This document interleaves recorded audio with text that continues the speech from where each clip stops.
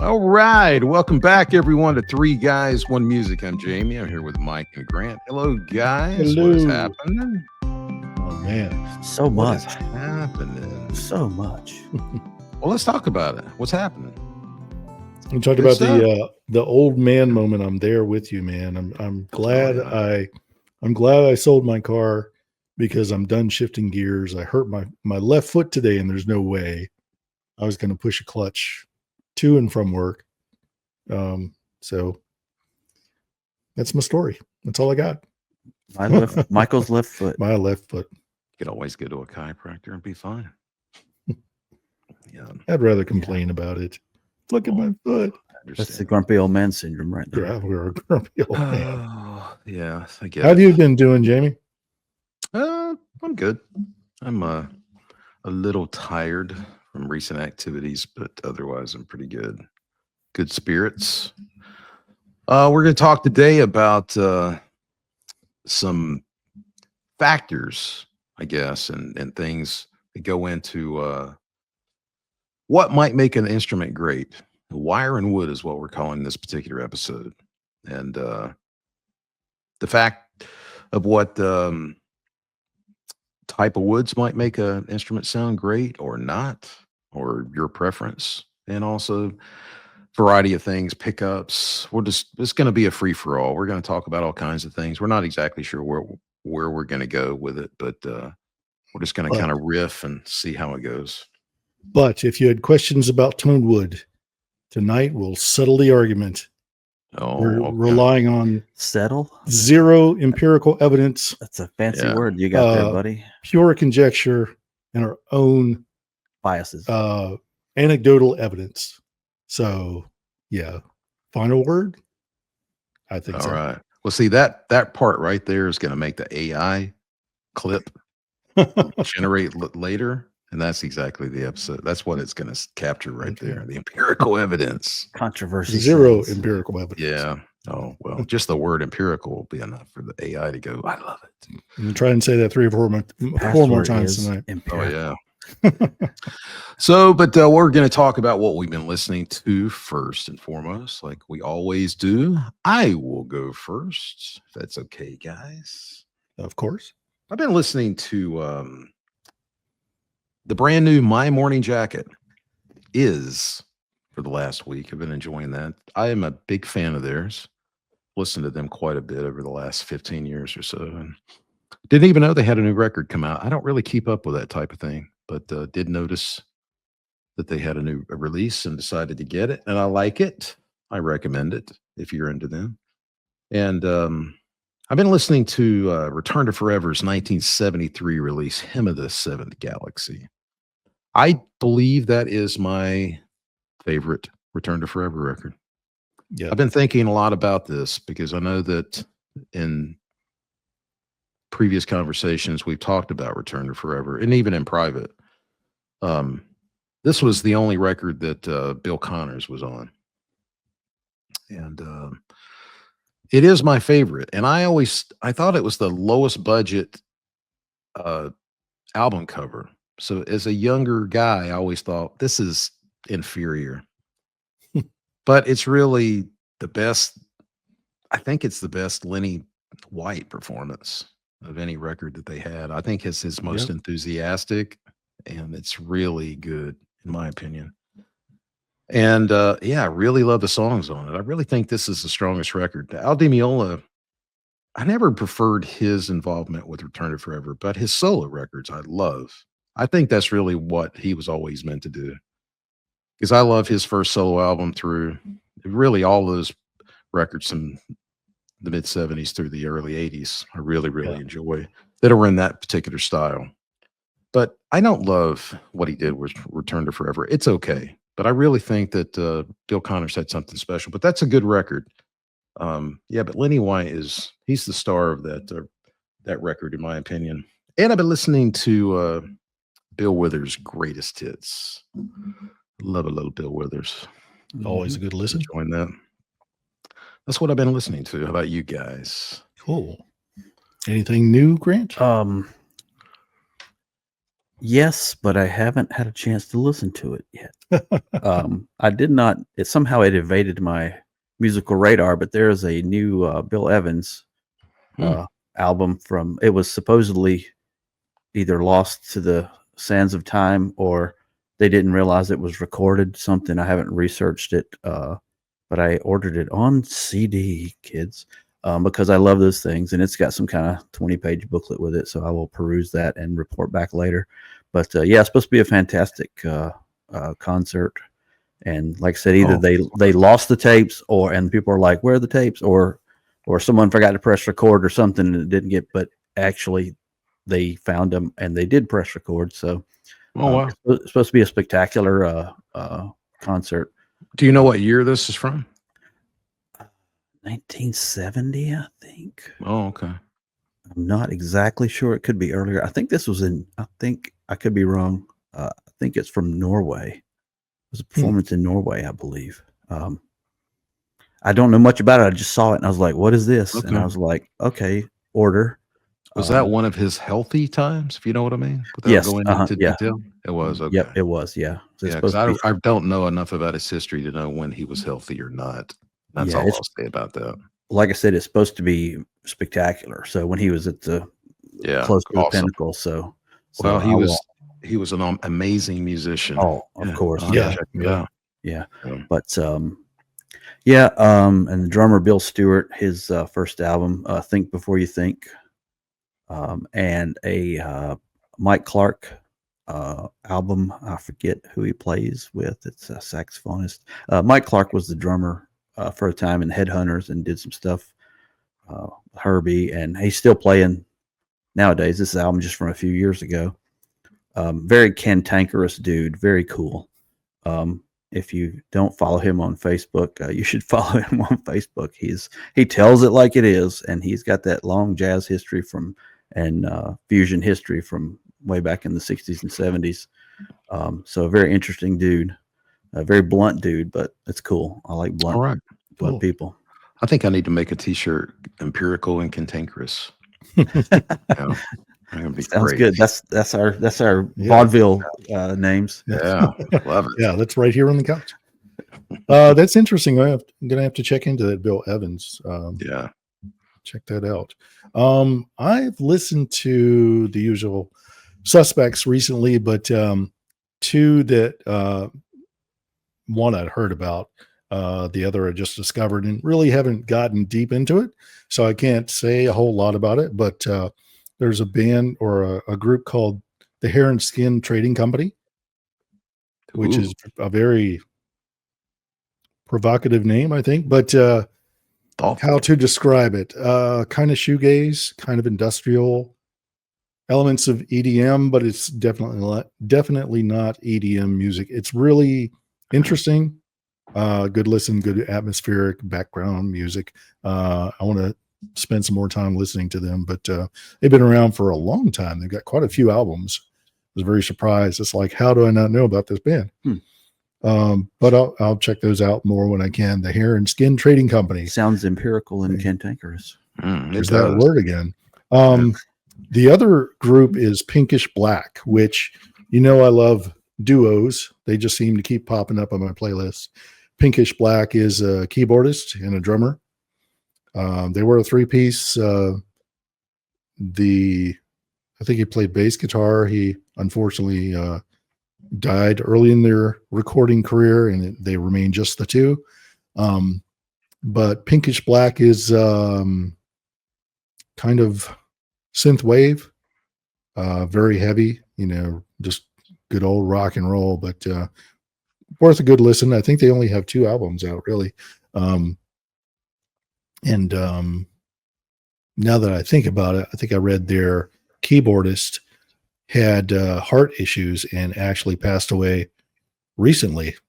So it's just a drummer now. So still claiming to be a band, but haven't heard anything new about what his plans are. But Pinkish Black is certainly an interesting effort.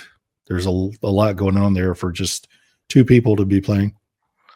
That seems to be a popular format for you, 2 guys. I mean, there's at least 3 outfits that you, what is it? What is it?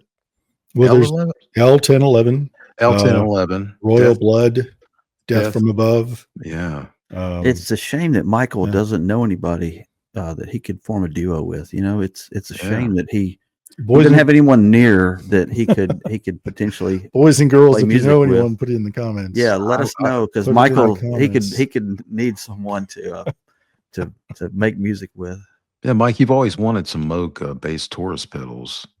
And Oh, I've got some Studio Logic. I've got a set. I plug it in my synth and all right. Well, turn on the rhythm machine. You guys have a project. Until you find project. somebody, you can use your drum machine. All right, If guys. you know anybody, let me know. I will. I'll think about it. All right. All right. Yeah. Well, anything else, or will you want to get into our topic? No, I feel like I brought us down pretty good with Pinkish Black's story, but the music is good. Interested. So, I got to listen to that now. Yeah. I am interested as well. Yeah. Pinkish Black.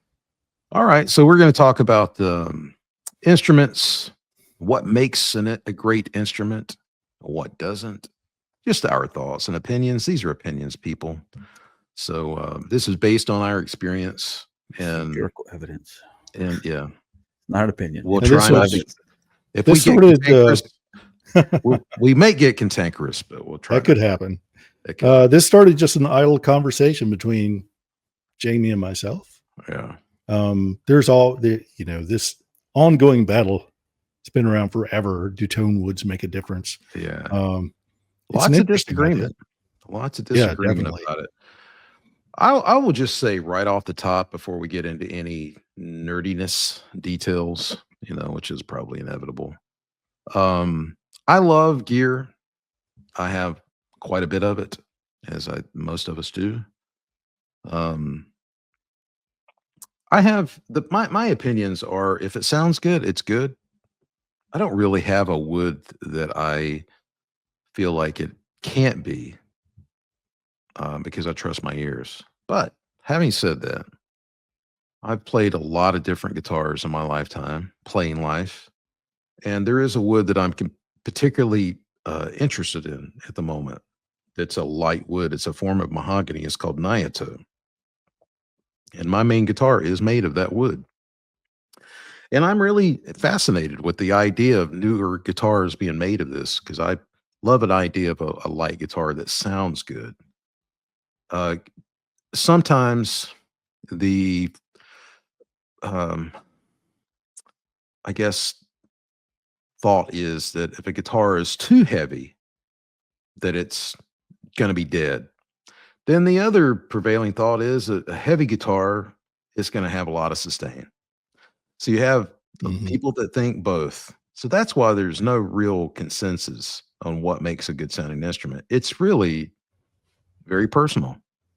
But at the same time, I think that somebody with decent ears could say that guitar sounds pretty good or that guitar does not sound good. Yeah. You would hope so anyway, But I think that most people, if they pick up a guitar and it's just dead and doesn't sing, even doesn't have something that makes you want to keep playing, it's not a good guitar.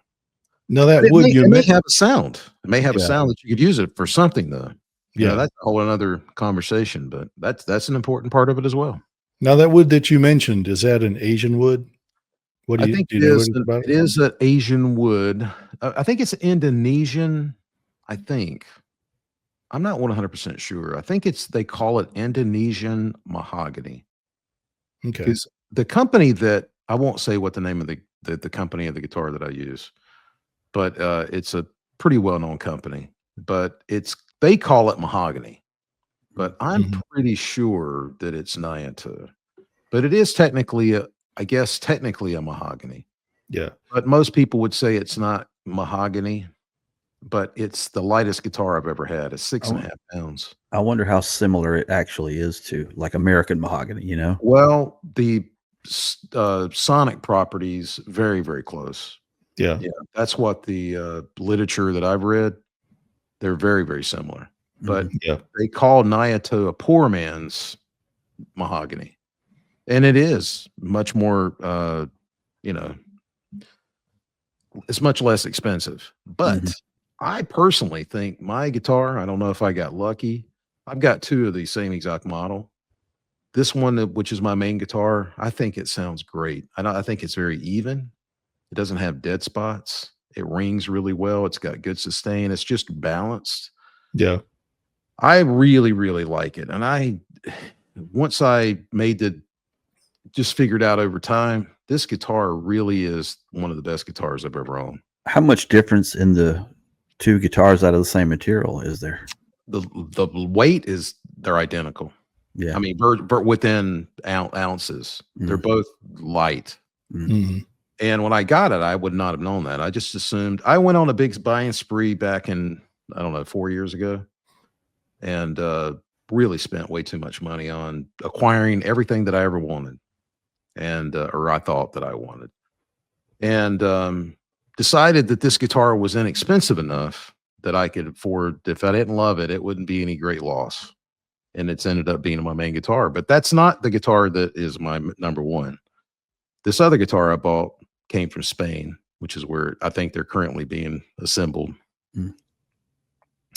I got that in February of 23. And it's really turned into my number one, but it's fantastic. I just think it's a great guitar. Yeah. It does what I want it to do, and it's light. I just have gotten beyond the point. I can't handle a heavy guitar. I had a Bernie Japanese Les Paul that I picked up in Spokane, Washington for a really good price. And as Les Pauls go, it's really not ridiculously heavy, but still like at 9-10 pounds, that's too heavy for me. Yeah. So I gave that to Mr. Aaron Birdsall, who was on a previous episode of ours, for his generosity. And it's in good hands. So I was happy to give it to him. Yeah. But I just can't handle a heavy guitar. And I've got an SG that's mahogany. I think mahogany might end up being my favorite wood that I would not have thought would be. So Mhm. my experiences are, I always thought was a Strat guy and still really am. Alder is a fantastic wood. It sounds good just about across. It's a very even wood. Mhm. It just really has great mids, highs, and lows. It's very balanced. But alder seems to be too heavy for me these days. Mm. Um, Yeah, you're getting older. I am getting older, getting pickier and cantankerous. Well, the reason I ask you about the source of that wood, it seems like there's more and more guitar manufacturers using Asian woods. I hear crazy names I've never heard and not sure how to pronounce, and they're all like you said, they're considered poor man's mahogany or poor man's ash or whatever. But there's a lot of unique woods coming out of Asia that people are using a lot more now. Well, and I don't know how much of a difference that makes to the tonality of the guitar. Well, this is what I'll say about. Let me give you an example of Eddie Van Halen's Shark guitar that he used on the first record. That was an Ibanez Destroyer, and that was made of sin wood, which is a Japanese wood. Mm-hmm. It wasn't made of Karina. It wasn't. It's a form of ash. It's a Japanese version of ash, I guess. Mm-hmm. I think most people would say that is it was an amazing sounding guitar. Mm-hmm. He used that over half of the debut record. Yeah. It was a great sounding guitar. Anything on the first Van Halen record that did not have tremolo bar is the Shark guitar. And it wasn't the Shark guitar then. He only butchered it, and he didn't like the sound of it anymore, but did use it on the first tour. But on the first record, it was still white and intact. He hadn't butchered it. That was a fantastic sounding wood, that particular guitar. So I think that if you were to say that, well, that is a poor man's, which you hear a lot, it can't sound as good as a real Gibson with mahogany. Baloney. Yeah. It sound great. I think if you have good ears and somebody can play a guitar that they get a good sound out of, it's good. Yeah. I'm not saying that you can a $200 guitar can be as good as a $2,000 guitar. I don't think that's possible for a variety of reasons. Mhm. But you might find a guitar that's really affordable that works for you is fantastic. It doesn't matter what the wood is. Yeah, I have no idea what that West Tone of mine is, but it sounds great for a cheap guitar. I mean, I've never Yeah. I've never had any trouble getting a good sound and Yeah. getting feedback when you need feedback, getting sustain when you need sustain. I've never had any trouble. I also do not know what wood they use, but when I was younger, I used the Electro West tones a lot. And actually on Brent's project, Yeah. I used Jerry Whitley's black Electro West tone, which was that was the best sounding guitar that I had access to at that moment. It sounded fantastic. Yeah, and what did those sell? I don't even remember what they sold for back in the day. Oh, I mean, I don't know, $350 maybe. yeah, something like that. Not very much. Yeah, 400 possibly. yeah, depending on pickups and stuff. Yeah, That was only a one pickup guitar. That did have an SG. It had a Seymour Duncan JB that I had put in it. yeah. That pickup is still in that guitar as far as I know. But that was a good sounding guitar. And for a long time I didn't come across anything that I liked better. Yeah. And of course you have to get what you can afford. Yeah. And there are a lot of people that would say, well, there are general guidelines you can use. And yes, that's true. Like swamp ash is generally lighter than alder or ash. My Dunnable that I'm currently trying to sell, has got a swamp ash body. It sounds really good. It's got a lightness to it. Not only physically, literally, but sound wise, it's more airy to me. Yeah. It's not as thick sounding, but it's got a tone that I like. But I'm getting rid of the guitar for different reasons. It's a great guitar though. If you're interested, let me know. I've owned guitars made of basswood, a few guitars, and I had one guitar. I've had a few guitars. When Mike and I played together, I had one that was an Ibanez that I thought was a really decent sounding instrument. It was the best guitar that I could afford at that time. And that was probably a 92 or 93 RG 560. I thought it sounded fine. I don't remember being unhappy with it. Sounded fine to me. Yeah, but I had a much more expensive basswood guitar, and I won't say what the brand was because I don't want to be a negative. I don't want to bash anything. I don't think that guitar sounded good at all. And why that is, I do not know. It was a basswood body. It did not sound good for what I was hoping it would sound good for. It did have an R&B thing with a neck pickup that had a certain sound that it did do that. And had I been maybe older and more mature, I would have recognized that, well, this guitar is worth keeping just because it does this one thing great. But at that point in my life, I didn't have the luxury of having multiple guitars. I needed a guitar that worked. Yeah. And it just didn't do it. So I fell out of love with the idea of, I also experimented with a lot of different parts guitars. At some point I thought, well, if I can put together everything that I ever wanted and save some money, it should be an amazing guitar. Be amazing. No, it wasn't. Yeah, it don't work like that. It didn't. It doesn't work that way. Wood is such a particular thing that you can have the thing that I have always shied away from since that time.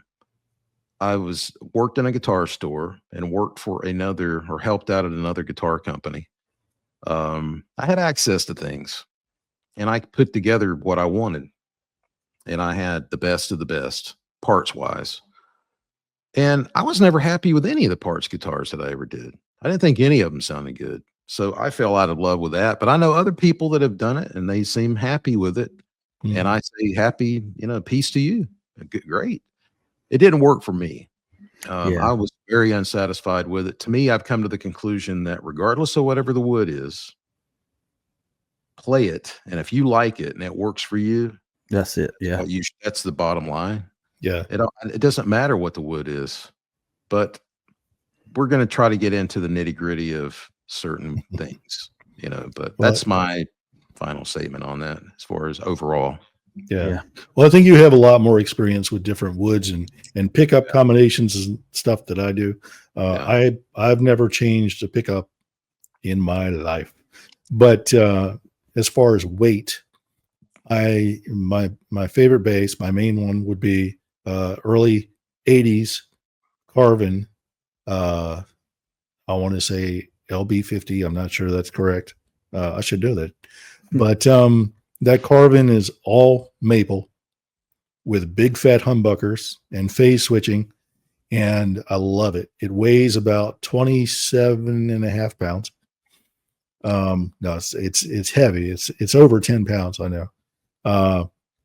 And it's just got that growl. It's got that bite that I'm looking for with some round wound strings on there. You can really, I've told the story of being at the club and everybody being impressed with my bass tone, but that's also, there's more than just the guitar. There's plugging into the amp and how you set your controls and all. But that guitar is maple stem discern, and I love it for as long as I can. It's got an ebony fretboard. That's one thing. Yeah, that's one thing I will say. Yeah. If I were going to get another guitar, custom made for me, it would have to have an ebony fretboard. I don't know if it's just my perception or if it actually makes a difference, but I do love having an ebony fretboard. Okay, I do have a comment on ebony, but I'm just curious. Did anybody come up to you and say, that's quite a thickness you have? No, I haven't heard that yet. Okay. That's not what they said when they admired your bass tone. No, but the Carvin is maple with big humbuckers. I've got my my 12 string, which is all mahogany with one Seymour Duncan pickup, and then the 8 string walnut and maple neck, mahogany and babinga body. I mean, it's got all kinds of stuff going on. Babinga with babinga. Yeah, babinga with EMG pickups, and it's each of them has a different tonality to them. They're very specific voices. Well, let's just talk about the woods that comprise your Carvin. Now, right off the top, maple is a bright wood. Yes, it's going to be heavier, dense, but it's bright. It's usually cutting. And then the ebony fingerboards usually got more snap. It's going to cut more. So together, that could be a dangerous combination, but clearly it works for this bass. And with low end, though, it's okay to have maybe a brighter sounding instrument. I think with that Carvin, before they went to active electronics, they had phase switching. So I've got 3 switches on there, and I've got a bit of a mid-range scoop on there. And that certainly helps the sound. There's a lot of variety to make that thing work, but I always have everything, or I had everything flat out, the tone rolled up on both pickups and both pickups at 10. So it was, you remember that? No. What I was going to say was that I don't use a tone knob. My main guitar doesn't have a tone knob, and I had a custom made guitar with no tone knob. I don't use them. I'm not one of those guys. I understand why other people like the idea of it, but I don't use them. I just want to, this is the other thing that is just my opinion. I kind of like single pickup guitars. Yeah. I think the less wiring you have, the purer the signal, right directly to the source with just going straight from the volume pot to the pickup. I like that sound. Yeah. I'm not the kind of guy, even though I admire other guys that use a tone knob, and you can get a lot of, like Joe Bonamassa, who I don't really listen to. I really admire his use of the tone knob. He uses about it is better than anybody that I know. He really uses it very wisely, and I admire that, but it's not something that I would ever apply to my playing. Yeah. I just don't play like he does. Not that I could, but I don't want to, that style is not something that I would apply to my playing. Yeah. But I totally admire how he uses his tone knob. I think probably better than anybody that I can think of, but I don't use it. So, well, one of the things I prefer to do, like I said, not on every bass, but most of the time we'll have it flat out. Yeah. And the equalization is done at the amplifier. That's where that's Yeah. the sound you hear. So I don't worry about it on the guitar and do the EQing at the amplifier. And Yeah. yes, if I want to change tone while I'm playing, I change how I I'm position playing. my hand. Yeah. I'll, And where you pick. I'll play lighter up the neck, or I'll play harder closer to the bridge. Just Yeah. depends on what you want to hear. Yeah, as an acoustic guitar player or any stringed instrument player, that is a lot of tonal variety. Yeah. Playing closer to the neck or closer to the bridge. I mean, that you just can't say it can't go without saying. That's important. Yeah, if you've got a nice tone right over the sound hole, you can definitely change your tone by moving to or fro, towards the bridge or the neck. Just depends on how. I'm not going to say it. This topic lends itself to a lot of bad double entendre, so I'm not going to say what I was going to say. I just think you should say it. But when you start out, you hear these arguments about Tonewoods, whether it's mahogany or maple or ash or walnut, cherry. It makes a little bit of a difference. Yeah. If it inspires you, if you want to play it more, it might make you a better player. Then go for it. But if you're playing out at a club, the 50 drunken people in the audience are not going to know the difference. No. Okay. Well, let's talk about another part of this. The visual part. I know people, friends of ours who I respect very much. I respect their opinion. I don't share it, but I respect their opinion. There are people who love the idea of a beautiful wood. Yeah. Just a beautiful guitar. Now I get it. I don't want something that's just ugly. But I don't really care what it looks like. I mean, I just prefer not to have a pink guitar or a zebra guitar or something. But I don't really care what color it is. We just bought you a pink zebra guitar for your birthday. Oh, damn. Man. I'll take it. So, when you have guitars, there are companies, we could name a lot of companies. They all make wonderful instruments. But to me, if it doesn't sound amazing, I don't care how beautiful it is. Mm-hmm. I've always trusted my ears. And when I was younger and I started playing things, it would either inspire something in me or not. I played maybe 10 instruments in my life, maybe not even 10 that were just truly wonderful instruments that inspired me. And I think I have one of those instruments with me now. I have a couple of those instruments now that I really, really like. But I've only played a handful that were really upper, just better instruments. There are plenty of fine instruments, and there's nothing wrong with that. You get what you can afford. I mean, that's the way it is. You just get what you can get. Yeah, it's better to have something you can get and begin playing than it is to just try to wait until you save up $5,000 for a gold top or something. But I don't want to mention any brands. There are a lot of amazing brands, and I think they all make amazing instruments. Yeah. But it's never appealed to me personally, but that's just my opinion. I'm not saying I'm right about it. I just think that if it's what you love and you want an instrument that is just a really beautiful, tight grain, and that turns you on, that's great. If it doesn't matter that it weighs 12 pounds, not that it's going to, if it's a beautiful wood, I'm not saying that it's comes with that, but there's so many different things it has to have, and to have an instrument that works for you. Does it look okay? Does it not embarrass you? Does it look okay? Does it sound great? Does it make you play good? We've seen musicians play ugly guitars, let's just say ugly, and there's got to be a reason they're playing this guitar, probably because it sounds fantastic, Well, you think about Rory Gallagher playing I think that was a 61 Strat. He played that from who knows what year he got it. He played it through his last year on earth. it was road worn. He beat that thing to death, but it had a sound that he loved. It Mm. worked for him. I guess the dependence on one guitar is something where that happened to that. Peter Frampton went through that, Yeah. with his famous black Les Paul Phoenix Hmm. Yeah. that he thought was destroyed for 30 years or more.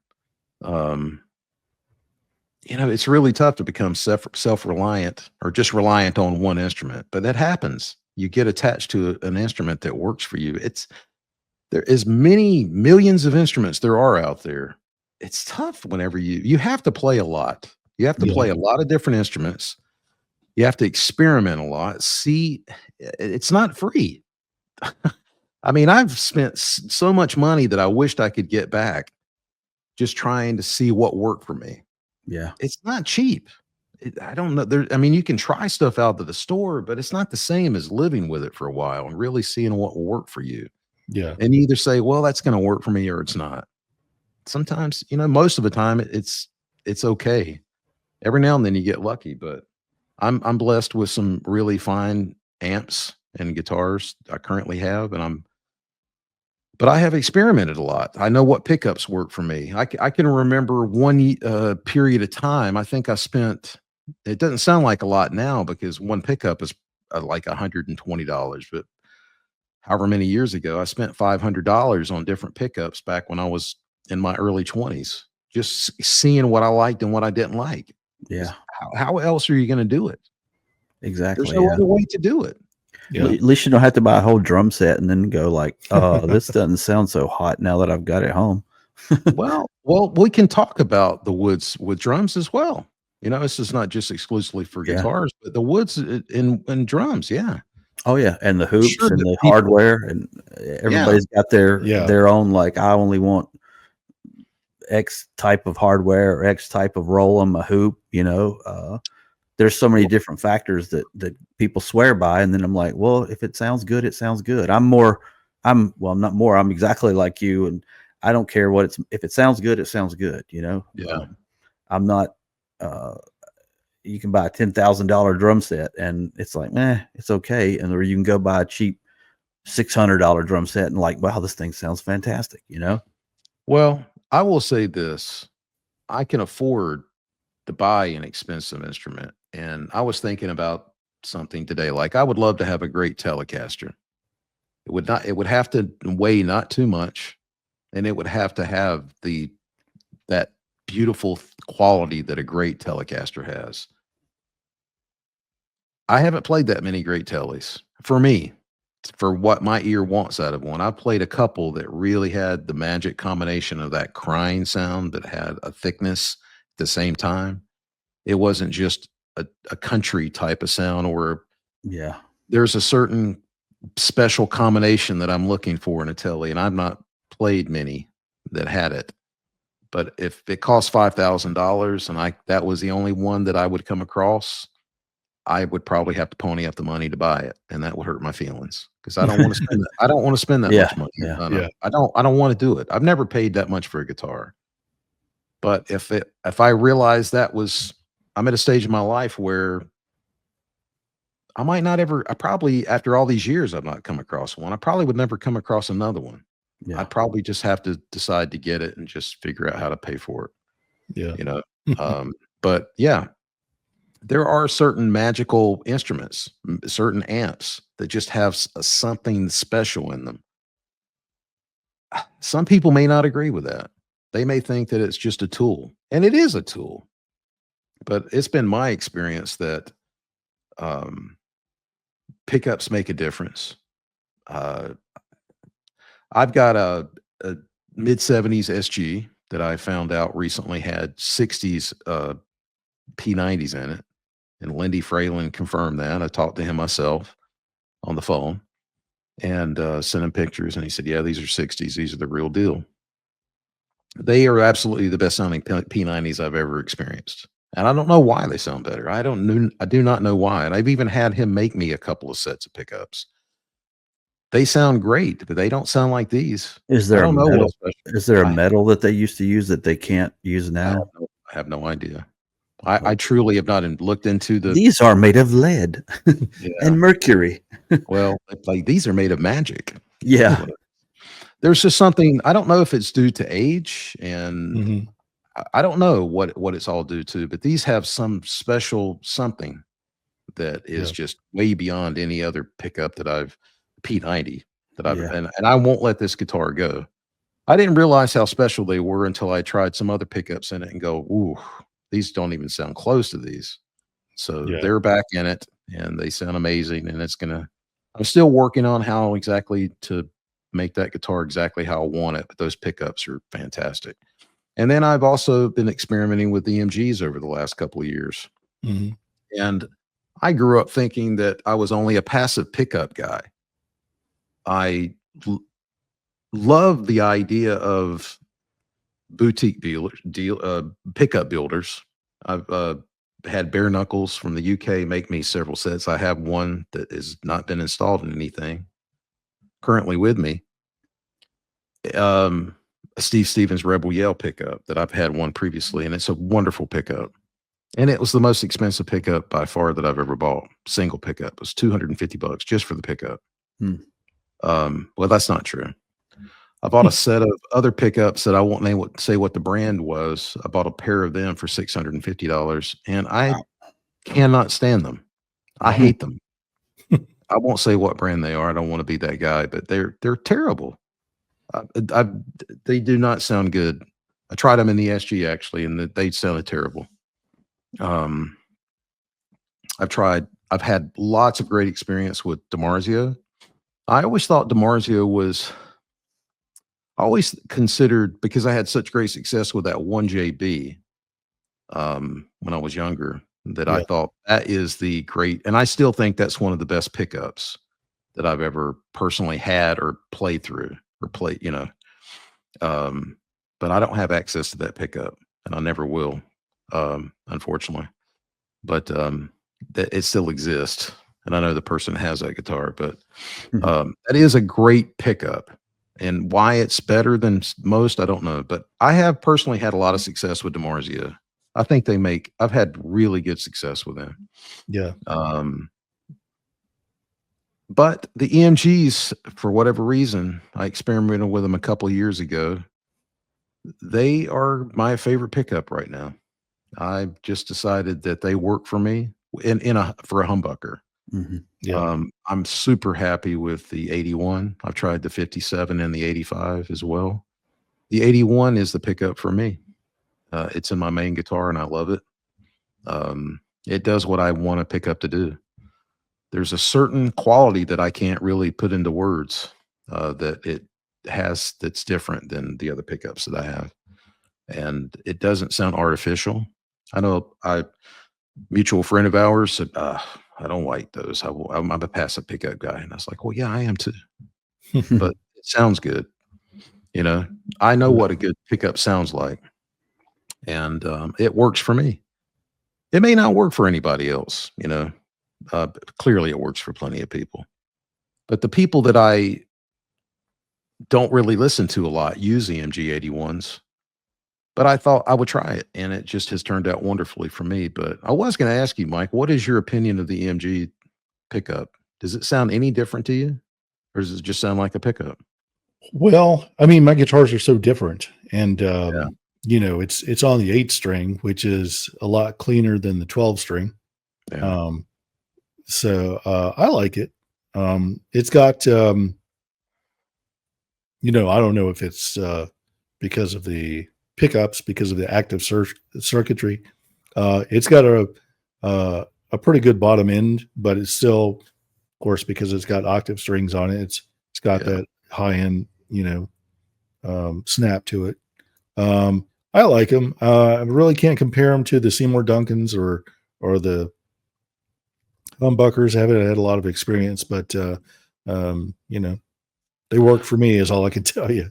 Well, there are two rock players that I can recognize when they were using EMGs, and I Yeah. don't know what. I guess it's just an EMG PJ pickup, but Gene Simmons a Kiss. Hmm. Paul Stanley was also using EMGs during the early '80s, And I really do like that era. Maybe not song wise, but I really like the guitar sound and the bass sound they got. There was something different about it. Yeah. Um, the EMG bass pickup is very powerful, but also Eddie Jackson of Queensryche. He used EMG 81s in the late 80s and early 90s, and he had a really, really great bass sound, in my opinion. The Empire record, if you listen to Jet City Woman or Della Brown off of Yeah. Empire, those are some really great sounding bass tracks, in my opinion. And for that genre of music, I don't think anybody ever sounded better for what he was Yeah. doing. And that's an 81. There is a certain sound they have. And I think that even with the guitar, there's this, I call it gruntiness. I don't know Yeah. what other, but there's some sort of bump that's a fullness that is, it has this EQ that is, it personally appeals to me, Yeah. but that's my ear. But it may not appeal to other people. Clearly, it doesn't appeal to everybody. But I think it's really unfair to say just because it's active. And I was one of those people for a long time. I thought, well, it's active. It's not going to sound as good as a passive pickup. I love passive pickups. I think they Mhm. sound amazing. I've had Yeah. wonderful experiences with them and I still like them. But I have settled on an 81, EMG 81. And for me, I think that's my favorite pickup. It certainly is right now. It just has a quality that I love. So, um, a lot of experimentation has to go with, and also depending on what kind of style of music you're going to play. Yeah. Exactly. If you're going to play in Fish type of band or Dead and Company, a passive pickup is what you want. You don't want an active pickup. It's probably not going to work. Um, but if you're in a heavier style of music, an 81 will work really well. Um, really, context is important. It's so important. Yeah. So, and type of amp, of course, you use, but yeah, if you have, I guess the easy thing is if you wanted to say, well, what is the artist that I admire? What do they play? But that's not a tried and true method.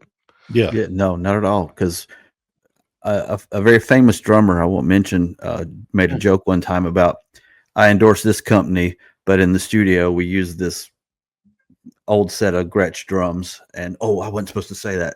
He's kind of a jokester, but he was really not supposed to say that because he endorsed another famous brand for 20 years. But joke in the studio, we use this old Gretsch kit that sounds fantastic. It's probably from the 60s. Yeah. Trying somebody else's gear is not going to get you your sound. Yeah. I mean, you certainly try it, if it's available to you. But yeah, as far as drums, there's a standard for almost all drums. Maple is the wood of choice, but then you've got birch, you've got oak is making a comeback. Yamaha used oak for a Yamaha used a long time, and other manufacturers are using oak. I heard a test of, I'll say it, I'm a Ludwig man, have been the whole time. And I love my Ludwig drums. And I like Ludwig. I listened to, I watched a video where someone tried out each of their lines of different woods with the same heads and everything. And they all sound really good. And it got to the club date, which is a cherry wood with a maple center. And the cherry, I mean, maple center. it just sounded amazing to me. I mean, it may not be the sound that everybody wants.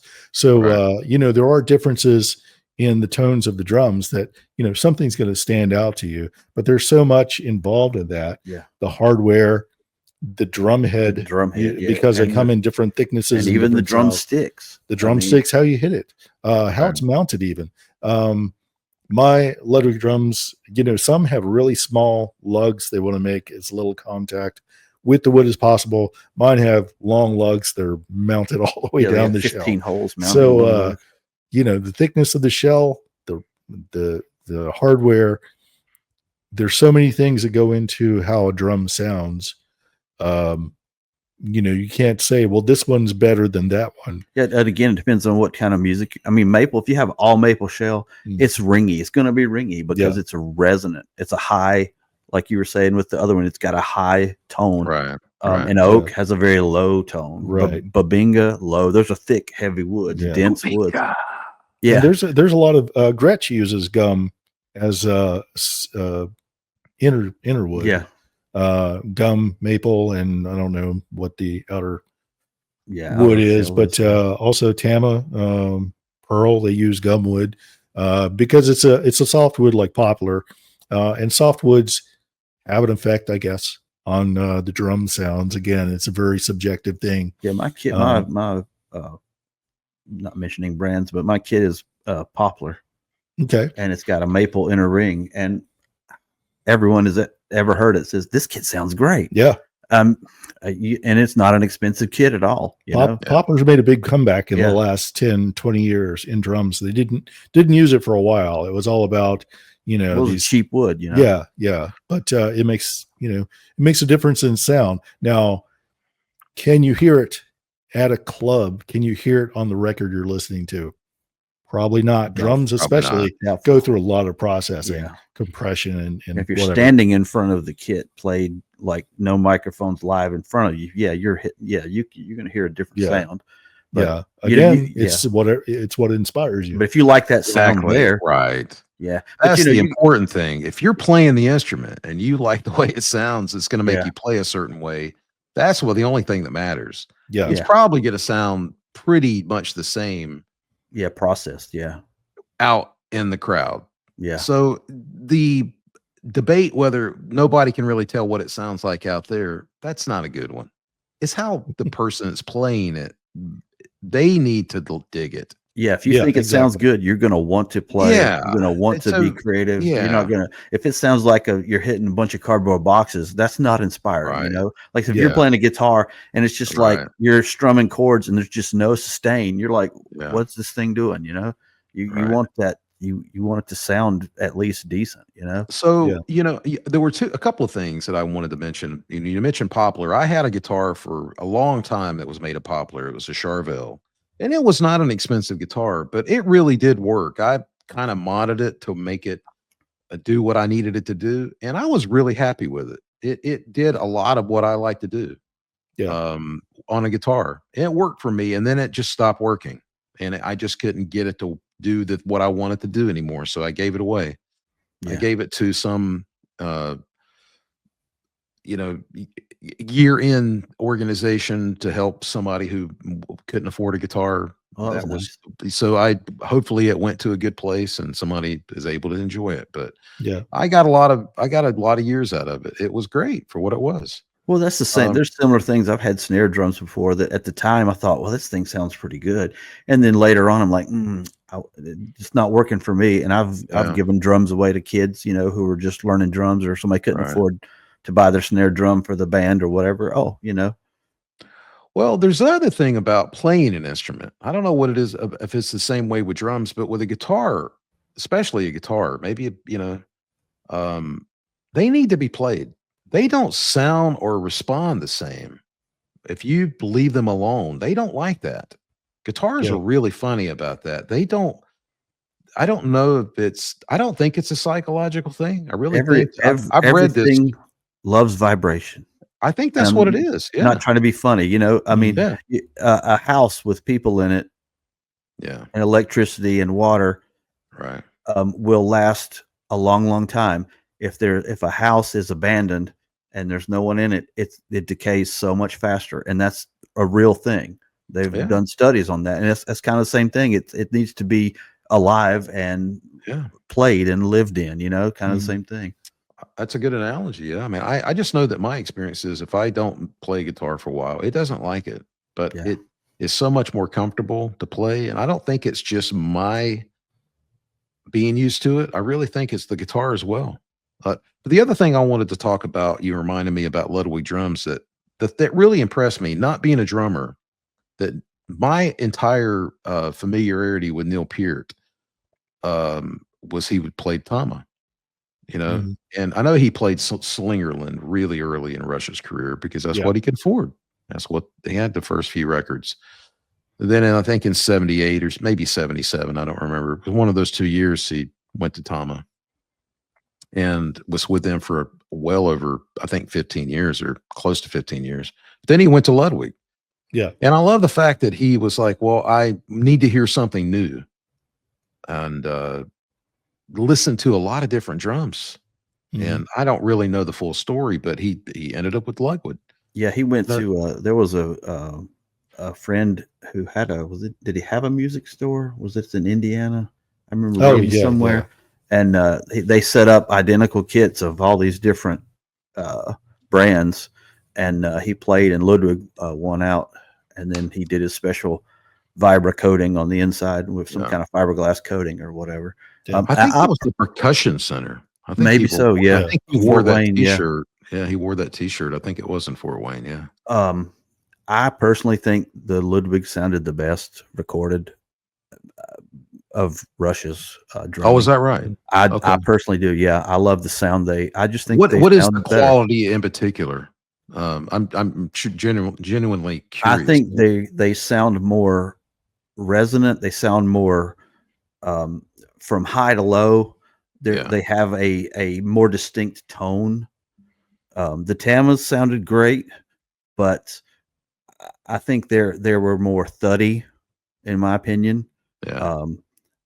And it was like they weren't as ringy. And because like on Power Windows and Hold Your Fire.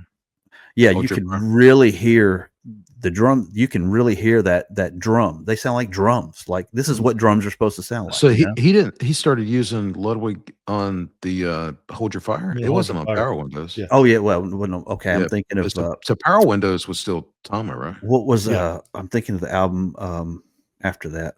Presto. Yes. Yeah. He had the pink kit for I Yeah. believe. Well, it was a white pearlescent, Oh, which showed boy. up pink on stage under lights. Yeah, I did not like the look of it personally. It wasn't for me. I appreciate his bravado in going out there with a pinkish Joey kit. Kramer had a pink kit for Yeah. a while, didn't he? Yeah. I don't know, but I'm biased. I've just played Ludwig forever. Started out with Premiere, and someone said Ludwig's the best. I'm like, what? I don't know anything about Michael that. loved everything British in his youth. Yes, but played Ludwig drums through high school. I had a couple. I wish I had those snare drums again by Little Acrolite, but there is a consistency to their shells, from big to small, like you said. There's an immediacy when you hit them, that attack, and the resonance. There's something about a Ludwig drum, the way it resonates. If you have, the deep toms, it cuts out quick. If you have the shallow toms, that tone hangs there for a while. Ludwig's been a big part of popular music from, Joe Morello, Ringo Starr, John Bonham. You can name 100 drummers, but don't get hung up on the name, because you can name 100 drummers who played Slingerland, Gretsch, Yamaha, Sonor. All those companies are solid manufacturers of drums. Yeah. It's a matter of what appeals to you. If you're looking for a drum set, buy the best one you can from a name brand. Right. Because my first drum set, it had a name, name on it. It was probably sold under 4 or 5 different names, the exact same set. And once the hardware started to break, once something broke, everything broke. It was a snowball. I had some extra equipment. When I sold that drum, it had all kinds of Slingerland drum cases on it, lug cases. So I was trying to hold it together. So hardware is number one when you're playing drums. If you're going to hit something with a stick over and over again, it's got to be able to withstand that. Tough, I have 2 comments. Okay. First of all, I wanted to say, so you would not recommend to play Pearl if you want the best. Is that what you're saying? I'm not saying that. If Pearl appeals to you, actually, that's interesting. You bring up Pearl. Pearl makes fine drums. I'm not a fan of their hardware, but actually the the Ludwig set I have is older and it has that pearl style hardware. So I'm still using that style of hardware. But Well, it's that was just a little inside joke for all you Kiss fans from the 70s. um, Um, Pearl makes excellent drums. They always have, yeah, but it's yeah.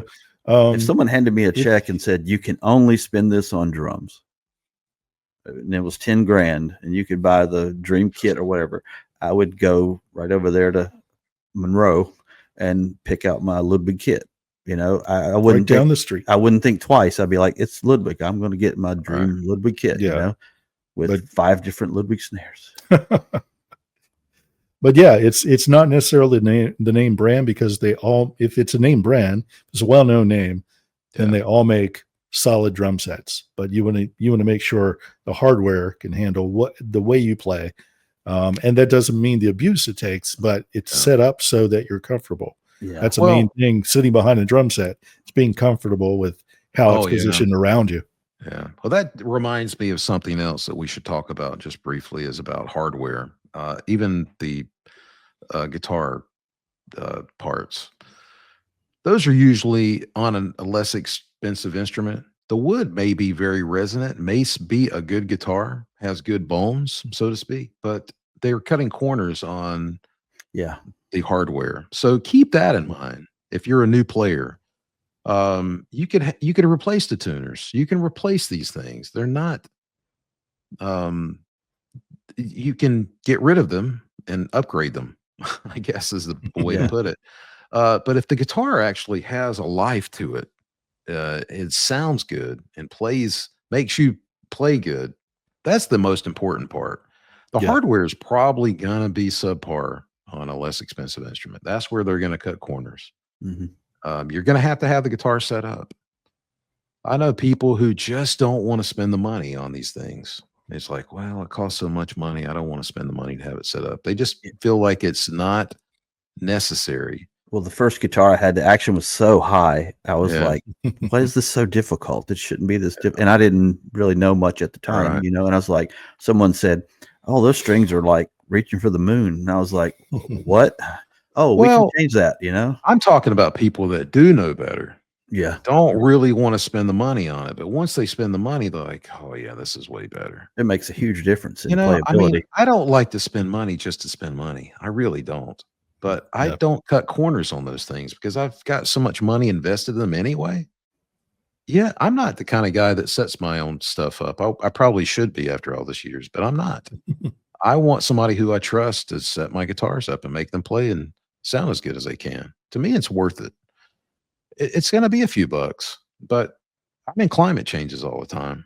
I move all over around the country, and I don't really have a choice, you know, but my guitars still last I don't change anything until I just notice a problem, and then I take care of it. But I had a volume pot. Actually, the only reason why I changed the pickup in my main guitar most recently was the volume pot was just went bad. It was crackling and cutting out, and it was on the way to not working at all. And it was, as far as I know, the original pot that came with it. And I was told a couple of years ago on the sister to this guitar, that it had a fairly cheap pot in it. And he upgraded that guitar to, I think, a Burns pot, which was pretty high quality and is still in that guitar. But we ended up just using the EMG stuff that came with the pickup. And I had bought it for another guitar the one that I've currently got for sale. I decided not to put it in that. We just put it in this one and traded out. And I thought that's what pickup needs to be in that guitar. So it sounds great. I love it. But we also experimented with a different, experiment's not the right word. He had a pot laying around with a certain value that pickup requires because it's active. And it was all off or all on. And I did not like it at all. Oh, wow. I didn't think it sounded particularly great. I thought that it sounded different. And a lot of people might say you're hearing things. There's no way you can hear that. But I do think I've got good ears. So I think I did hear a difference. I didn't think it sounded particularly good. But we ended up just using the stock stuff that came with the pickup. And it's working fine. So I'm happy with it. But yeah, that stuff is just comes with the territory. I would say that the bottom line is if you want a set of drums or a guitar or a bass, something that's made of wood, you could talk about a mandolin, banjo, anything. You can upgrade the tuners on a guitar. You can You upgrade change things. change the strings, I mean, that can Yeah. make a huge difference. Yeah. Right. But you really need to make sure the wood is resonant and it sounds good. And if it's got a lot of sustain, that's a great indication of guitar is good. The neck pocket is really sitting well with the body. Um, we could go into a lot of different areas we don't have time for, but uh, bolt on versus set neck versus set through versus through body. I'll just say real quickly that I'm a fan of set through. It's kind of like the best of the neck through and a set neck. It probably isn't great if you break the neck. The guitar is going You're to gonna not be destroy very it, good. yeah. Yeah, but you know, other than that, it's great. It's got great sustain. I think it really works. I'm a big fan of that. I don't even know how long that particular building method's been around, but I wasn't even familiar with it prior to my main guitar. I don't know how common it is, but I think it's a really smart way to make them. Yeah. And I don't know how it must be fairly inexpensive way to do it, but I really think it's the way to go. It sonically works for me, and I just trust that part of it, so I'm a fan of it. But yeah, read a lot, find out what people are using. Listen to examples on records if you can, like, well, this is a sound that I like, and this is what they used. And then, of course, you've got the rig rundowns on YouTube these days. Yeah, I was gonna You say find people out what do people, yeah, demos without anything. yeah. It's just the Oh, guitar. geez. There's no effect or anything, and you hear exactly what it sounds like. Yeah, and today, yeah, Yeah, we didn't have that luxury, back yeah, in we the did day. not No. have the luxury of Gosh. YouTube. There really is just an unbelievable amount of information out there. You Yeah. can listen to, and you can also just read all this stuff. There's plenty of information out there, but do your homework. But honestly, if it sounds good to you, it's good. You can make any changes to something and make something work for you. Yeah. And if you've got the budget for it, if something has a sound, keep it around just for that one thing, one or two things it does. That can get expensive, and takes up real estate. But Yeah, you could go down the spiral and start buying all kind of amps and cabinets and crazy stuff, man. you're talking about me, aren't you? No, I'm just saying Um, in general. Yeah. No, there are all these sounds. I have a lot of amps and different speakers, and I love them all. They all have different qualities. There is something to it. I am a big fan of music. If I was only into, I think part of it is if I was only into a couple of different styles of music and I was only into a couple of artists, I would not have the appetite for different amps that I have and sounds. But Yeah. I love so many different artists and so many different sounds. I want to have at least some access to those. That's something that's part of it. Yeah. If you Yeah. like a lot of different stuff, you'd like to have access to some of that. You can't have access to everything. And then there's all the digital stuff that you can experiment with amps, of course. Guitars, that's kind of difficult to do. You kind of need a guitar that will work. Yeah. I don't know how you would possibly manipulate digitally something and try to experiment. That would be an interesting thing if you could experiment digitally with different pickups, and make it sound somewhat close to it. Maybe Yeah. there is technology for that. I don't know. Hmm. But then you got the Line 6 where they Yeah, the modelers. yeah, they were not the amps, but the guitars, the Variacs. They had all these different sounds, and Yeah. that's an interesting concept. I mean, there's a place for it. Steve Mhm. Howe uses that guitar live, I think. I think that's his main live guitar because it works well enough. Yeah. He's not a Oh, yeah. purist in the fact that I have to play my ES 175 Yeah. like I have for decades. This is going to work for me. It's going to travel well, and if something happens to it, I can replace it. There's a lot of factors involved. Yeah. Does it sound good enough? That might be good enough. You know? Yeah, the So, little soundboard tweaking, it's fine.